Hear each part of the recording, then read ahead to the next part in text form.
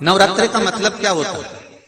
केवल 9 दिन तक देवी की आराधना कर लो, नंगे पैर ले लो, थोड़ा सा साबूदाना का फरियाल कर लो, मोरधन, चिप्स, पापड़ ये खा लो, या किसी देवी जी के मंदिर में जाकर नंगे पैर झंडा उठा के, ध्वजा उठा के, चुंदड़ी पकड़ के माता जी के मंदिर तक चले जाओ। क्या केवल नवरात्रि का मतलब यही है?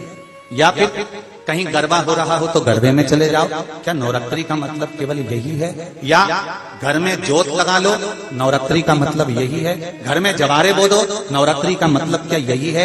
घट स्थापना कर दो, क्या नवरात्रि का मतलब केवल यही है?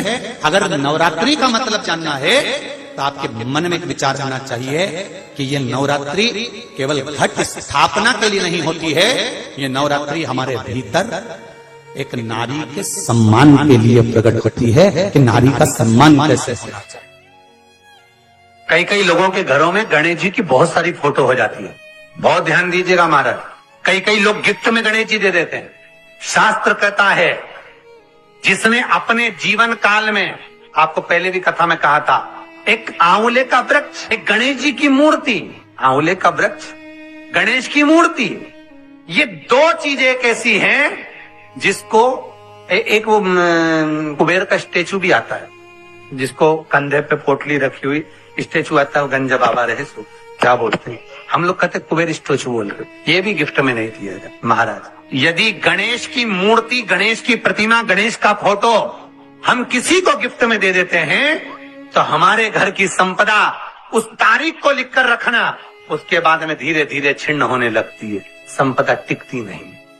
1 रुपया कमाओगे, 1.25 रुपया खर्च हो। शिव महापुराण में कहा था कि आंवले का पेड़ किसी को दान नहीं दिया जाता, आंवले का वृक्ष किसी को देना नहीं चाहिए। हाँ, कहीं जाकर लगाना हो तो आप खुद जाकर लगा दो, आपको स्वयं जाकर लगाना है लगाओ, किसी बगीचे में लगाना है, किसी गार्डन में लगाना है, कहीं जाकर आपको रोपित करना है तो करो। तो आंवले का वृक्ष उठाकर किसी को दान नहीं दिया जाता।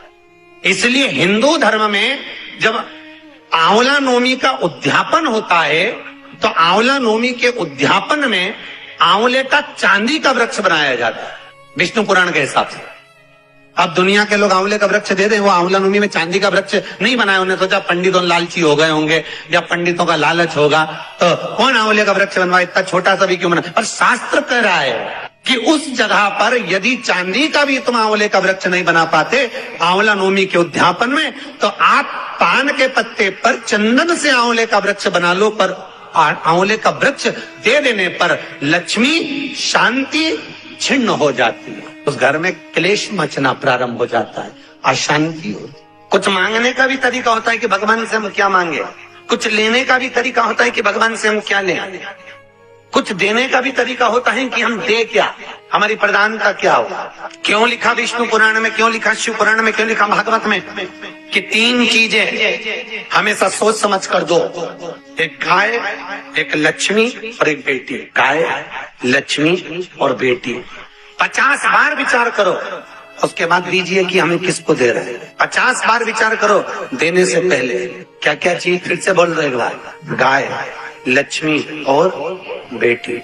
गौ माता को देने से पहले विचार करना कि गाय हम किसी भी ऐसे ब्राह्मण को तो नहीं दे रहे जिसके यहाँ खुद की रहने की जगह नहीं है। अगर हम ऐसे ब्राह्मण को दे दें और ब्राह्मण उस गाय को ले ले, सोने के सींग चांदी के खुर के चक्कर में, बाल्टी साड़ी के चक्कर में, जब तक दूध दी गाय ने तब तक ब्राह्मण ने रखी, फिर उसने बेच दी, बेच के तीसरे के पास, चौथे के पास बिकते बिकते बिकते वो कसाई के पास चली गई। और बाद में जब कसाई के घर में गाय को कटा तो गाय ने ब्राह्मण को बद्दुआ नहीं दी, जिसने संकल्प दिया था बद्दुआ उसको दी, बद्दुआ उसको दी है। इसलिए गौदान करने से पहले विचार करो, बेटी देने से पहले विचार करो कि ऐसे शराबी नशेले व्यक्ति को मत देना कि बेटी रोए तो तुमको रोना पड़े देने वाले। और लक्ष्मी देने से पहले विचार करो कि जिसके कटोरे में दे रहे हो ये कहीं मदिरा पान में, वेश्यावृत्ति में, जुए में, मांसाहार में लगा तो नहीं रहा। अगर गौ माता गलत जगह चली जाए तो देने वाले को रोना पड़ता है, बेटी गलत जगह चली जाए तो कन्यादान करने वाले को रोना पड़ता है, और अगर लक्ष्मी किसी गलत जगह चली जाए तो दान करने वाले को रोना पड़ता है। 50 बार विचार करिए देने से पहले किसको दे रहे हैं। शास्त्र कहता है किसी की चप्पल, जूता, किसी का छाता और किसी का मांग का टीका 50 बार विचार करना तब पहनना। 3 चीजों में काल समाया होता है। एक पांव की चप्पल जूते में आपने पहनकर 5 मिनट के लिए गए, मालूम पड़े कहीं फिसल गए कि मैं तो अभी यहीं से निकली थी, बाथरूम में गई थी और पांव फिसल गया, वो चप्पल में काल था। छाता, उस छाते में भी काल होता है। किसी का छाता अपने घर पर आ जाए उसको वापस देख कर छाते में काल रहता है। और मांग का टीका, हर किसी का मांग का टीका नहीं पहनना चाहिए। ना जाने कौन सा मांग का टीका कब उतरा है, किस घड़ी में उतरा है, और तुमने अपनी मांग में सजा लिया तो मालूम पड़े जिंदगी भर के लिए उतर गया। मांग का टीका, जूता, चप्पल और छाता 50 बार विचार करना तब जाकर धारण करना। ठीक नहीं। इसलिए जब कोई मरता है या लोग किसी व्रत का उद्यापन करते हैं तो 2 चीजें जरूर देते हैं, एक छाता और एक चप्पल। पद में जाता है छाता जरूर दे, इसमें कारण है। और जिंदगी के यही 7 दिन है, रविवार, सोमवार, मंगल, बुध, गुरु, शुक्र और शनि। तक्षक नाग किसी को भी डर सकता है। 7 दिन में मरना तो सबको है, कोई रविवार को, कोई सोमवार को, कोई मंगल, कोई बुध, कोई गुरु, कोई शुक्र, कोई शनि। 7 दिन जीवन के हैं और वही जीवन है। रविवार को जन्म हुआ, सोमवार को बड़े हुए, मंगलवार को ब्याह हुआ, बुधवार को बच्चे हुए, गुरुवार को बीमार पड़े, शुक्रवार को हॉस्पिटल गए, शनिवार को निपट गए। दिन ऐसे निकले। घर में 2 जन्म होते हैं, एक बेटे का, एक बेटी का। बेटा जन्म लेता है तो खूब नगाड़े बजते हैं, ढोलक पेटियां बजती हैं, खूब कीर्तन होता है, खूब आतिशबाजी होती है। और बेटी जन्म लेती है तो माँ पलंग पे रोती है और सास चूल्हा के पास रोती है। बेटी हो, सास चूल्हा के पास, माँ पलंग पर और सास चूल्हे के पास। बेटी का जन्म हो गया। बेटे का जन्म भाग्य से होता है। कैसे होता है बोलो जम के? भाग्य से। पर बेटी का जन्म सौभाग्य से होता है। भाग्य को 100 गुना करिए। कितना गुना? 100 गुना करिए, तब जाकर बेटी का जन्म होता है। एक मित्र निकल कर जा रहा था, उसने दूसरे मित्र से पूछा, क्यों रे बहुत दिन बाद दिख रहा है, क्या बात है, कहाँ रह रहा है? मैं पूना में रह रहा हूँ। और तू यहाँ अमरावती में? हाँ मैं अमरावती। बच्चे कितने हैं? मेरी 2 लड़की है, एक ये, दोनों का हाथ पकड़ा था। तेरे? मेरे तो 2 लड़के हैं, भगवान की कृपा है, मेरे यहाँ लड़की नहीं हुई। पूना वाला बोला, मेरा भगवान की कृपा, मेरे यहाँ अच्छा हुआ लड़की नहीं हुई। तो उसने पूछा लड़की नहीं हुई इससे मतलब क्या? अरे अच्छा हुआ लड़की नहीं हुई, लड़की हो जाती माँ बाप ध्यान रखना पड़े, कॉलेज जाए, स्कूल जाए, छोड़ने जाओ, यहाँ जाओ, वहां जाओ।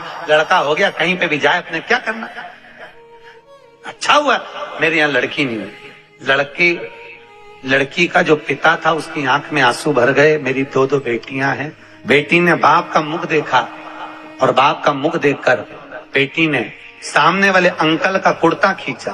पूना वाले अंकल कुर्ता खींचकर कहा, अंकल आप कह रहे हो कि अच्छा हुआ भगवान ने आपको बेटी नहीं दी?